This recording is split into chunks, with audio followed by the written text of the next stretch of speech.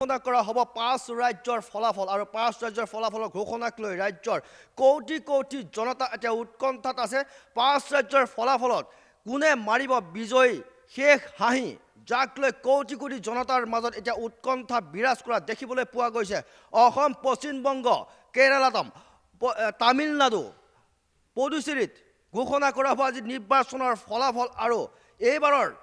কোনে শাসনৰ বাঘ জৰি ল'ব তাক লৈ এতিয়া কোটি কোটি জনতাৰ মাজত উৎকণ্ঠা আৰু কোনে মাৰিব শেষ আহি তাক লৈ সবিশেষ জনাম আমি পিপুলছ নৰ্থ ইষ্টৰ প্ৰতিগৰাকী দৰ্শক আৰু খন্তেক সময়ৰ পিছতেই ষ্ট্ৰং ৰুমত যি ইভিএম আছে ইভিএম মেচিন খোলা হ'ব আৰু সবিশেষ জনাবলৈ বিচাৰিছোঁ বহু প্ৰতীক্ষিত বিধানসভা নিৰ্বাচনৰ ফলাফলক লৈ উৎকণ্ঠাত আছে 5 ৰাজ্যৰ জনতা বহু প্ৰতীক্ষিত ফলাফলৰ বাবে আৰু মাত্ৰ কেইটামান মুহূৰ্ত আৰু সবিশেষ জনাম আমি পিপুলছ নৰ্থ ইষ্টৰ প্ৰতিগৰাকী দৰ্শকক শাসনৰ বাঘ জৰি আকৌ ল'বলৈ সক্ষম হ'বনে বিজেপি চৰকাৰে নে ঘূৰি আহিব কংগ্ৰেছৰ শাসন পশ্চিমবংগ অসম কেৰালাম পুডুচেৰী তামিলনাডুত হ'ব ভোট গণনা অসমত মুঠ প্ৰাৰ্থী আছে 722 গৰাকী কেৰালাত মুঠ প্ৰাৰ্থী 863 গৰাকী পুডুচেৰীত মুঠ প্ৰাৰ্থী আছে 294 জন তামিলনাডুৰ মুঠ প্ৰাৰ্থী আছে 4023 জন ইয়াৰ বিপৰীতে পশ্চিমবংগত মুঠ প্ৰাৰ্থী আছে 2926 গৰাকী প্ৰাৰ্থী আৰু অসমত 126টা সমষ্টিৰ আজি ভাগ্য নিৰ্ণয় কৰিব প্ৰতিগৰাকী প্ৰাৰ্থীৰ আৰু কেৰালাত 140টা সমষ্টিত প্ৰতিদ্বন্দ্বিতা আগবঢ়াইছিল আৰু পুডুচেৰীত আছে 30টা সমষ্টি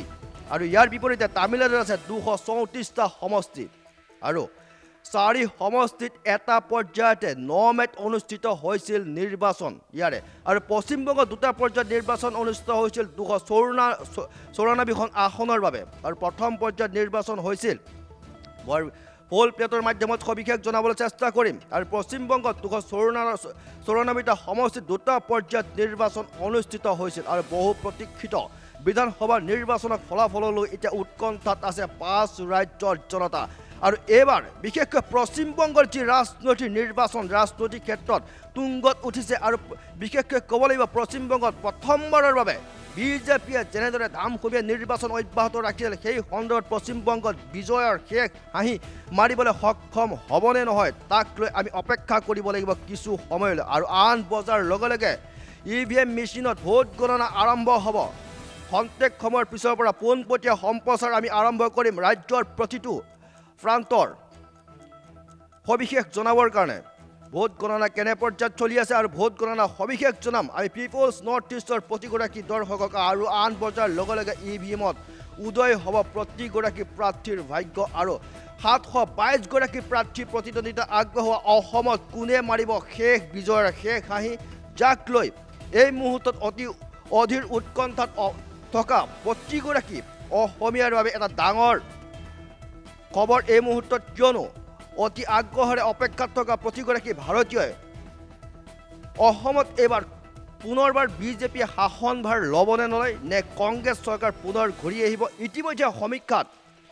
ভিন্ন ধৰণৰ সমীক্ষাত যিসমূহ পোহৰলৈ আহিছে সেই সমীক্ষাত এক প্ৰকাৰে নিশ্চিত হৈ পৰাৰ এক সম্ভাৱনা প্ৰকাশ কৰিছে যে পুনৰবাৰ বিজেপিয়ে শাসনৰ বাঘ জৰি লোৱাৰ এক সম্ভাৱনা প্ৰকাশ কৰিছে তাৰ সমান্তৰালকৈ কিন্তু কংগ্ৰেছেও এইবাৰ কোনো আসনত বিশেষভাৱে উত্থান দেখিবলৈ পোৱাৰ এক সম্ভাৱনা প্ৰকাশ কৰা দেখিবলৈ পোৱা গৈছে আৰু বিশেষকৈ পশ্চিমবংগৰ যিটো পশ্চিমবংগৰ ৰাজনীতিৰ সন্দৰ্ভত এক বিশেষভাৱে টুইষ্ট অহা দেখিবলৈ পোৱা গৈছে কাৰণ পশ্চিমবংগত এবাৰ প্ৰথমবাৰৰ বাবে বিজেপিয়ে নিজৰ শাসনভাৰ দখল কৰাৰ লক্ষ্যৰে উঠি পৰি নামিছিল আৰু এক সমীক্ষাত সেই কথা প্ৰকাশ পোৱা দেখিবলৈ পোৱা গৈছে কাৰণ বিজেপিয়ে পশ্চিমবংগতো তেওঁলোকৰ যি শাসনৰ বাঘ জৰি আছে সেই শাসনৰ বাঘ জৰি লোৱাৰ এক উপক্ৰম হোৱাৰ সম্ভাৱনা প্ৰকাশ কৰিছে ভিন্ন ধৰণৰ সমীক্ষাই আৰু এইবাৰ অসমত এক প্ৰকৃততে কোনে শাসনৰ বাঘ জৰি ল'ব তাক লৈ অধীৰ আগ্ৰহেৰে অপেক্ষাত আছে আৰু তৃতীয়বাৰলৈ হেট্ৰিক কৰিব নেকি বিজেপি চৰকাৰে যাক লৈ এতিয়া কোটি কোটি অনুৰাগীৰ মাজত উৎকণ্ঠা আছে আৰু বিশেষকৈ অসমৰ কেইবাটাও সমষ্টিত যি বিজেপিৰ যি উত্থান বা কংগ্ৰেছৰ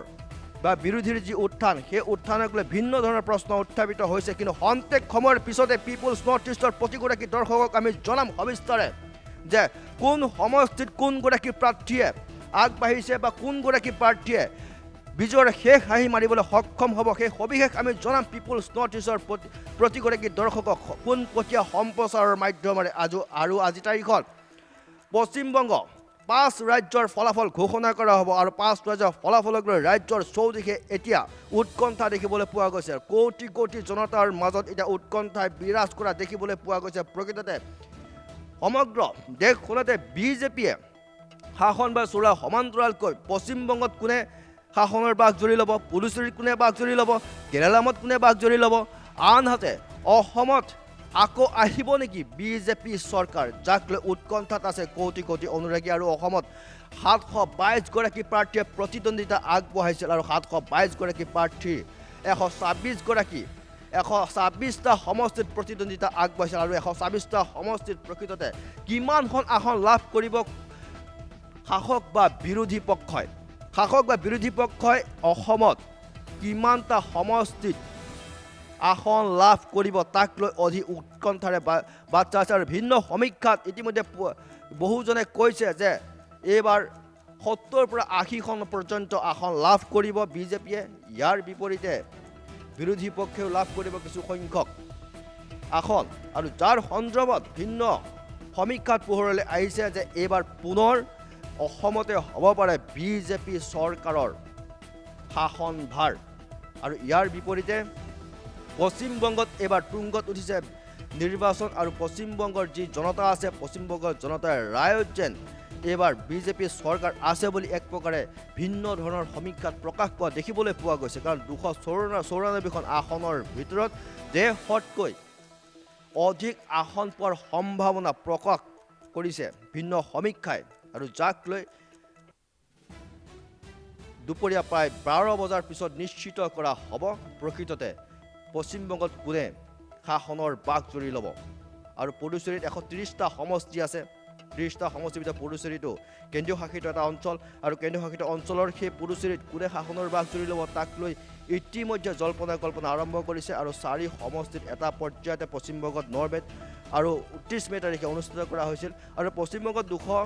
294টা সমষ্টিত ভোট গণনা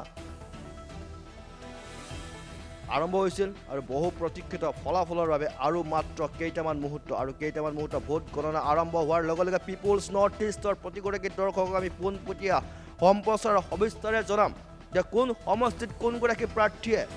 আগবাঢ়ি আছে আৰু পশ্চিমবংগ অসম কেৰালা পুডুচেৰী তামিলনাডুত হ'ব আজিৰ তাৰিখত ভোট গণনা অসমত মুঠ প্ৰাৰ্থী আছিল 722 গৰাকী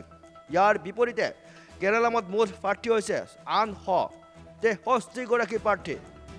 আৰু পুডুচেৰীত মুঠ প্ৰাৰ্থী হৈছে 294 গৰাকী আৰু তামিলনাডুত মুঠ প্ৰাৰ্থী হৈছে 4023 জন আৰু পশ্চিমবংগত মুঠ প্ৰাৰ্থী হৈছে 2926 গৰাকী আৰু অসমত 126টা সমষ্টিৰ আজি ভোট গণনাৰ পিছত উদয় হ'ব কোনগৰাকী প্ৰাৰ্থীয়ে বিজয়ৰ তিলক লগাব আৰু কেৰালাত আছে 140টা সমষ্টি পুডুচেৰীত আছে 30টা সমষ্টি ইয়াৰ বিপৰীতে তামিলনাডুত 234টা সমষ্টিৰ প্ৰতিদ্বন্দ্বিতা আগবঢ়োৱা প্ৰাৰ্থীসকলৰ ভাগ্য উদয় হ'ব আজিৰ তাৰিখত 4 সমষ্টিত এটা পৰ্যায়তে নৰমেত অনুষ্ঠিত হৈছিল পশ্চিমবংগত আৰু পশ্চিমবংগত 294টা সমষ্টিত দুটা পৰ্যায়ত নিৰ্বাচন অনুষ্ঠিত হৈছিল আৰু বহু প্ৰতীক্ষিত বিধানসভা নিৰ্বাচনৰ ফলাফলক লৈ উৎকণ্ঠাত থকা 5 ৰাজ্যৰ ফলাফল আজি 12 বজাৰ পিছতে আংশিকভাৱে অনুমান কৰিব পৰা যাব কোনটো সমষ্টিত অৰ্থাৎ কোনখন ৰাজ্যত কোনে চৰকাৰৰ বাঘ জৰি শাসনৰ বাঘ জৰি ল'ব তাক লৈ স্পষ্ট হ'ব এক অনুমান কৰা হ'ব যে কোনখন ৰাজ্যত কোনটো দলে শাসনৰ বাঘ জৰি ল'ব